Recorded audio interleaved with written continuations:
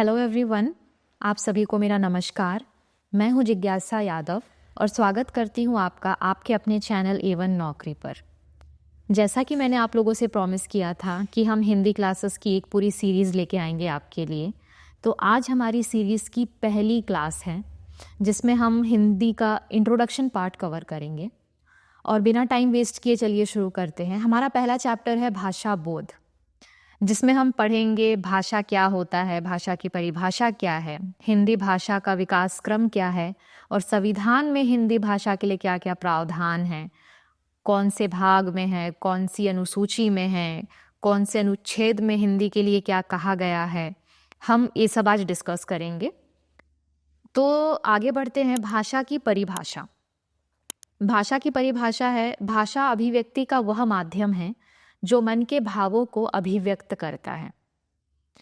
आप लोगों को ये बहुत ही इजी लैंग्वेज में लिखा हुआ है, मेरे अपने नोट्स हैं।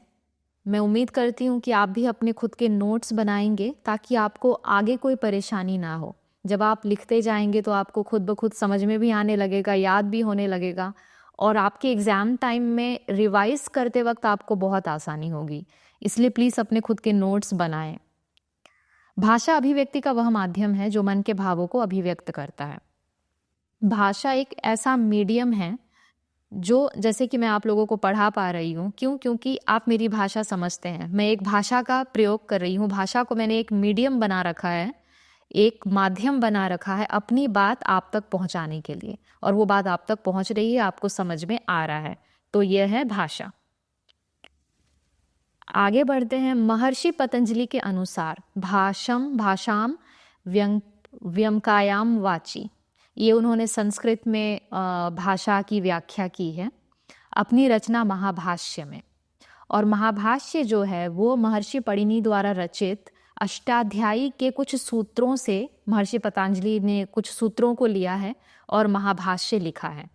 ये मैंने हाईलाइट कर रखा है, तो इसी से आप लोगों को समझ में आ रहा होगा कि ये इम्पॉर्टेंट है, इसलिए ये सब आप याद रखें और नोट्स बनाते जाएं। संस्कृत की बात हो रही है तो मैं बता दूं, भाषा जो है ये शब्द संस्कृत के भाष धातु से लिया गया है, जिसका मतलब होता है बोलना या बात करना, टू कम्युनिकेट। भाष का मतलब ये यहाँ लिखा हुआ नहीं है, लेकिन आप अपने नोट्स में ज़रूर लिखें कि भाषा संस्कृत के भाष धातु से बना है।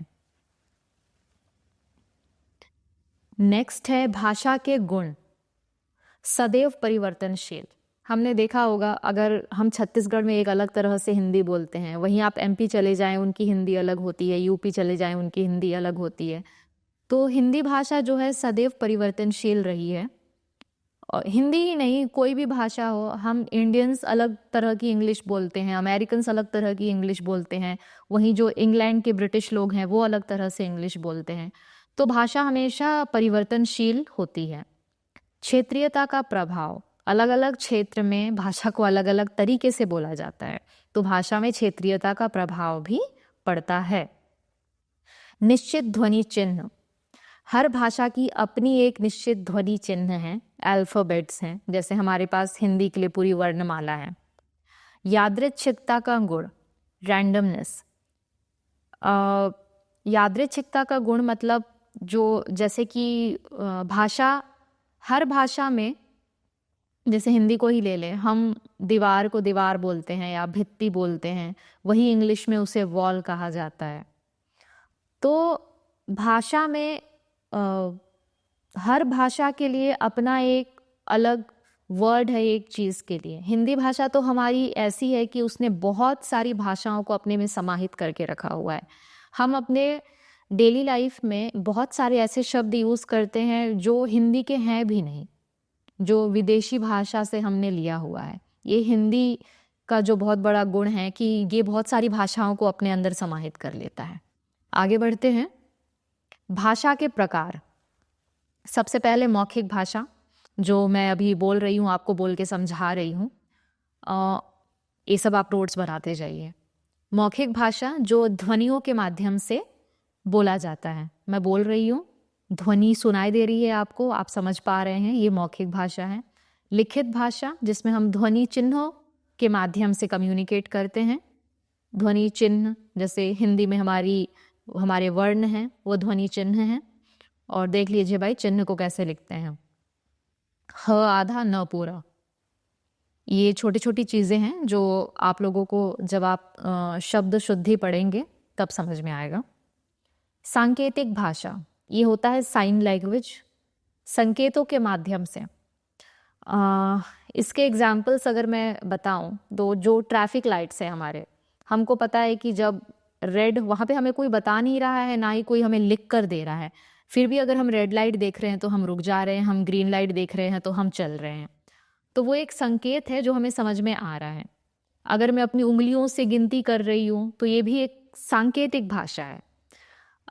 रोड के किनारे किनारे हम जो ट्रैफिक रूल्स के बोर्ड्स लगे होते हैं वो भी हम समझ जाते हैं, जबकि उसमें कुछ लिखा हुआ ना भी हो तो भी हमें समझ में आ जाता है।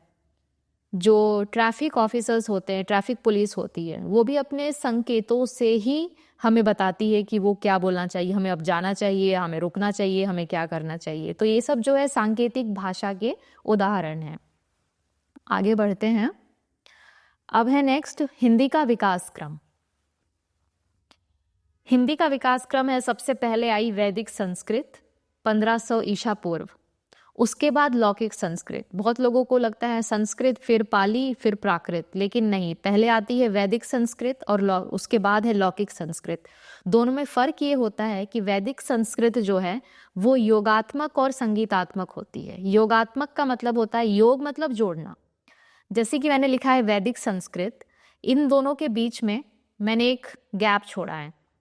तो वो जो वैदिक संस्कृत में वो गैप नहीं हुआ करता था, सारे पूरे सेंटेंस को एक साथ जोड़कर लिखा जाता था, उसे बोलते हैं योगात्मक।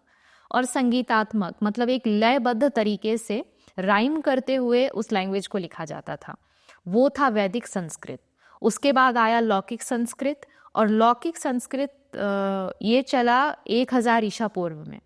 और उसके बाद पाली, ये देखिए पाली, प्राकृत, अपभ्रंश, इन तीनों। अब हमको पता है कि सबसे ऊपर तो संस्कृत है, ये विकास क्रम याद रखना बहुत ज़रूरी है। तो एक बहुत इजी सा ट्रिक है कि संस्कृत के बाद आपको करना है 2 3 4, 2 3 4, दो वर्णों से सॉरी 2 अक्षरों से बना है पाली, 3 अक्षरों से बना है प्राकृत और 4 अक्षरों से बना है अपभ्रंश। तो ये बहुत इजी हो जाएगा आप लोगों के लिए, पाली, प्राकृत, अपभ्रंश। ये कई बार एग्जाम में, आई थिंक मेंस में ही आया था हमारे। ये विकास क्रम दिया जाता है, ऑप्शंस होते हैं अलग अलग, इनके जो पोजीशंस हैं उनको इंटरचेंज कर दिया जाता है और हमें सही ऑप्शन चूज करना होता है। इसलिए ये जो सीक्वेंस है आप ज़रूर याद रखें, वैदिक संस्कृत,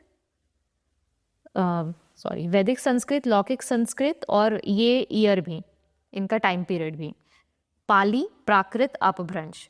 पाली जो है वो भारत की प्रथम जनभाषा या देश भाषा है, और इसे प्रथम प्राकृत भाषा भी कहा गया है, किसे, पाली को। उसके बाद आता है प्राकृत, जो शिलालेखों की प्रथम भाषा मानी जाती है। और उसके बाद आता है अपभ्रंश। 7 अपभ्रंश होते हैं, ब्राचड़, शौरसेनी, पैशाची, खस, मागधी, अर्धमागधी और महाराष्ट्री। ये आप लोगों को याद करना ज़रूरी है। आप लोगों को देखकर लग रहा होगा कि इतने सारे लैंग्वेजेस कैसे याद होंगे, लेकिन बहुत इजी है। ब्राचड़ अपभ्रंश में सिंधी बोली जाती है, शौरसेनी अपभ्रंश में राजस्थानी, मारवाड़ी और ब्रज, पैशाची में पंजाबी, खस पहाड़ी, गढ़वाली, कुमायूनी, मागधी में है भोजपुरी, नेपाली, बंगाली, असमिया और ओड़िया, अर्धमागधी में छत्तीसगढ़ी, अवधी, बघेली। इसलिए ये जो तीनों भाषा है, छत्तीसगढ़ी, अवधी, बघेली, एक जैसा साउंड करते हैं। महाराष्ट्री में है गुजराती, मराठी, कोंकणी। और अपभ्रंश के बाद जन्म हुआ हिंदी का। ये हमेशा पूछा जाता है कि हिंदी भाषा की जननी कौन है, तो कुछ बुद्धिजीवी लोग जो है संस्कृत लिख के आते हैं, लेकिन इसका जो सही उत्तर है वो संस्कृत नहीं है, वो है अपभ्रंश। हिंदी अपभ्रंश से आई है। हाँ, अगर हिंदी की आदि जननी पूछा जाए, अगर आदि जननी पूछा जा रहा है तो आप संस्कृत लिखेंगे, लेकिन हिंदी की जो जननी है वो अपभ्रंश है।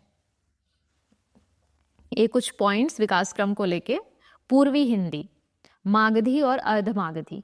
पूर्वी हिंदी किन्हें कहा जाता है? मागधी और अर्धमागधी जो अपभ्रंश है, इन्हें पूर्वी हिंदी का दर्जा मिला हुआ है।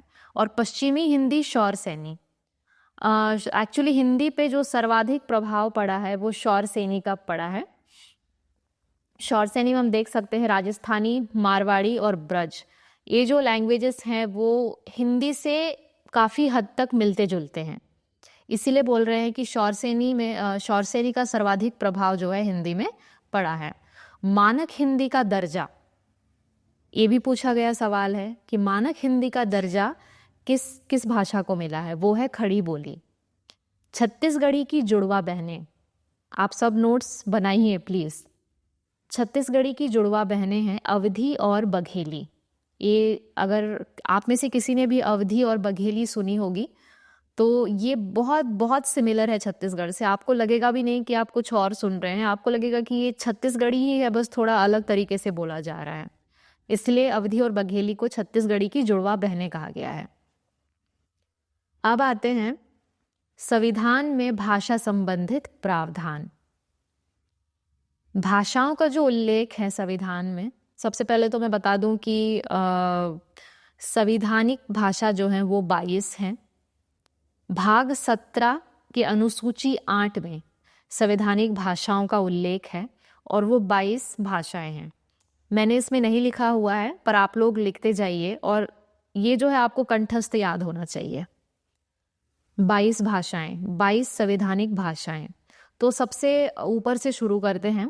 पहला है कश्मीरी, फिर है पंजाबी, गुजराती, सिंधी, मराठी, कोंकणी और साउथ इंडिया की सारी भाषाएं कन्नड़, मलयालम, तमिल, तेलुगु, फिर हमारे पड़ोसी ओडिया, बंगाली, संथाली, असमिया, बोडो, मणिपुरी, मैथिली, नेपाली, उर्दू, संस्कृत, डोगरी और हिंदी। अगर कहीं छूट गया हो तो आप बिल्कुल रिवर्स करके फिर से सुन लें। एक बार और मैं रिपीट कर देती हूँ। कश्मीरी, पंजाबी, गुजराती, सिंधी, मराठी, कोंकणी, कन्नड़, मलयालम, तमिल, तेलुगु, ओडिया, बंगाली, संथाली, असमिया, बोडो, डोगरी, मैथिली, नेपाली, उर्दू, संस्कृत, डोगरी और हिंदी। यहाँ पर कहीं भी अंग्रेजी भाषा का उल्लेख नहीं है। इसलिए कई बार सवाल ये पूछ लेता है कि क्या अंग्रेजी हमारी संवैधानिक भाषा है। बहुत लोगों को लगता है क्योंकि अंग्रेजी को तो बहुत महत्व दिया जाता है हमारी देश में, लेकिन अंग्रेजी जो है संवैधानिक भाषा हमारी नहीं है, ये आप याद रखेंगे। फिर भाषा से रिलेटेड हम देखते हैं कुछ आर्टिकल्स, अनुच्छेद।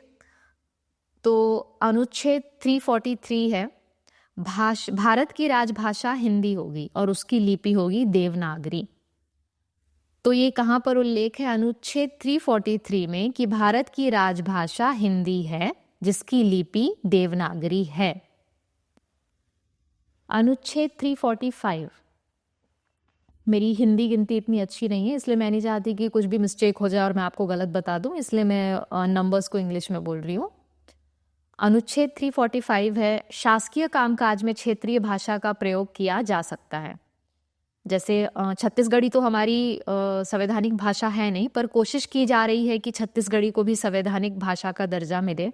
उसके बाद ये होगा कि हम अपने ऑफिशियल वर्क के लिए, शासकीय कामकाज के लिए हम छत्तीसगढ़ी का इस्तेमाल कर पाएंगे। जैसे आप तमिलनाडु चले जाएं तो वो लोग उनका ऑफिशियल जो कामकाज है उसमें वो लोग तमिल यूज़ करते हैं। केरला में जाएंगे वो मलयालम यूज़ करते हैं। तो वैसे ही अगर छत्तीसगढ़ी को संवैधानिक भाषा का दर्जा मिल जाता है तो हम भी छत्तीसगढ़ी को एक ऑफिशियल लैंग्वेज के रूप में देख पाएंगे। फिर है 350 ख। अनुच्छेद 350 ख कहता है मातृभाषा का प्रयोग प्राथमिक शिक्षा में। जो एलिमेंट्री स्कूल हैं, प्राइमरी स्कूल्स, प्राथमिक शिक्षा में हम मातृभाषा का प्रयोग कर सकते हैं।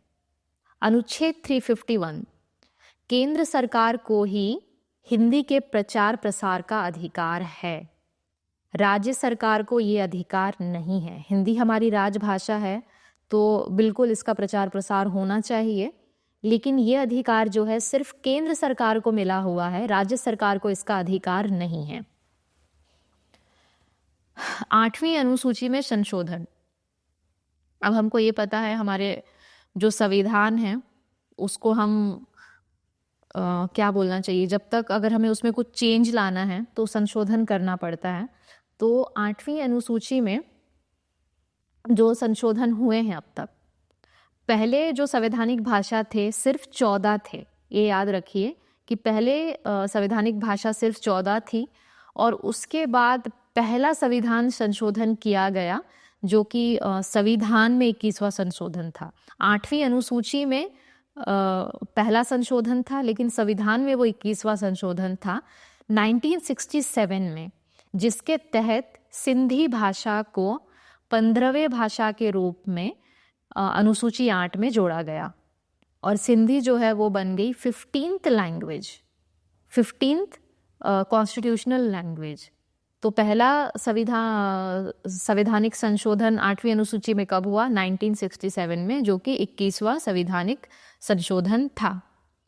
और दूसरा संशोधन हुआ जो कि था 71वां संवैधानिक संशोधन जो हुआ 1992 में। ये आपको याद रखना है, 21वां संविधान संशोधन, संवैधानिक संशोधन 1967, 71वां संवैधानिक संशोधन 1992, जिसके तहत मणिपुरी, नेपाली और कोंकणी ये 3 भाषा को जोड़ा गया। 15 भाषा हो गए थे सिंधी के साथ, अब हो गए 18। फिर तीसरा संवैधानिक संशोधन जो 8वीं अनुसूची में किया गया वो था 92वां संवैधानिक संशोधन 2003, जिसमें मैथिली, बोडो, डोगरी और संथाली को संवैधानिक भाषा में जोड़ा गया। तो टोटल हमारे पास अभी 22 संवैधानिक भाषाएं हैं। छत्तीसगढ़ी अगर होपफुली जुड़ जाए तो 23 हो जाएगा। हमारा इंट्रोडक्शन पार्ट जो है वो ख़त्म हो चुका है। तो कुछ स्टार पॉइंट्स हैं, आप स्टार पॉइंट्स करके लिख लीजिएगा जो हमको पता होना चाहिए। हिंदी दिवस कब मनाया जाता है? वो 14 सितंबर को मनाया जाता है, 1949 से मनाया जा रहा है। ठीक है, तो हिंदी दिवस 14 सितंबर 1949। व्याकरण क्या है? भाषा के शुद्ध रूप के नियम व शर्तें। अब मैं बोल रही हूँ लेकिन अगर मैं व्याकरण का इस्तेमाल ही नहीं करूँगी तो आप लोगों को कुछ समझ आना है नहीं। तो इसलिए भाषा को शुद्ध करने के लिए जो नियम और शर्तें इस्तेमाल की जाती है उसे ही व्याकरण कहा जाता है। भाषा की सबसे छोटी इकाई, जब भाषा बोली जाती है या एक सेंटेंस लिखा जाता है तो उसकी सबसे छोटी इकाई या उसी को हम कहते हैं मूल इकाई, वो क्या है? वो है वर्ण। और मैं आप लोगों को बता दूं, वर्ण और अक्षर 2 अलग चीज़ें हैं। ये जब मैं वर्णमाला पढ़ाऊंगी तब आपको समझ में आएगा। चलिए अभी ये बता देती हूँ। जैसे कि मैंने लिखा स, ये अक्षर है, ये वर्ण है। और स अक्षर कैसे बना? क्योंकि इसमें वर्ण के साथ एक स्वर मिला हुआ है। तो ये 2 मिलके इन दोनों की संधि हुई है, तब वह अक्षर पूरा हुआ है, वरना वो पहले था वर्ण। तो भाषा की सबसे छोटी इकाई है वर्ण, अक्षर नहीं है। ये चीज़ आप याद रखिए। एक अक्षर शब्द हो सकता है, ये आपको पता होगा। जब हम बोल रहे हैं तो हमेशा हम कभी कभी न बोल देते हैं। ठीक है, तो ये तो कि हमने बोलते बोलते अगर मना करने के लिए न बोला तो ये अक्षर पूरा है, ये वर्ण नहीं है, अक्षर है। तो ये एक, अगर हम एक सेंटेंस में उसको इस्तेमाल कर रहे हैं तो वो एक शब्द ही कहलाएगा ना। तो एक जो अक्षर है वो शब्द हो सकता है, लेकिन कभी भी एक वर्ण शब्द नहीं हो सकता। ये आप याद रखें। भाषा की सबसे छोटी इकाई वर्ण है, लेकिन एक वर्ण कभी भी एक शब्द नहीं हो सकता, वहीं एक अक्षर जो है वो शब्द हो सकता है। तो ये थी हमारी आज की क्लास, हमारी सीरीज़ की पहली क्लास। मैं उम्मीद करती हूँ कि मैंने आप लोगों को अच्छे से, मैं आपको समझा पाई होंगी और आप लोगों को समझ में आया होगा। नहीं आया हो तो बिल्कुल आप कमेंट्स में मुझसे सवाल कर सकते हैं, और अगर मैंने हो सकता है कुछ गलती से कुछ गलत बता दिया हो तो आप मुझे कमेंट सेक्शन में करेक्ट भी कर सकते हैं। आप फीडबैक बिल्कुल आप दीजिए ही, जो भी इस वीडियो को देख रहे हैं। और बस इसका दूसरा क्लास भी हम बहुत जल्द लेके आएंगे। आपको बहुत जल्दी ही, आप टेंशन मत लीजिएगा, हम आपके पेरेंट्स के पहले ही आपका हिंदी का सिलेबस कंप्लीट करवा देंगे। अपना ध्यान रखिए, अच्छे से पढ़िए। All the best for your exams, और अपने अच्छे से नोट्स बनाइए। Thank you. जय हिंद।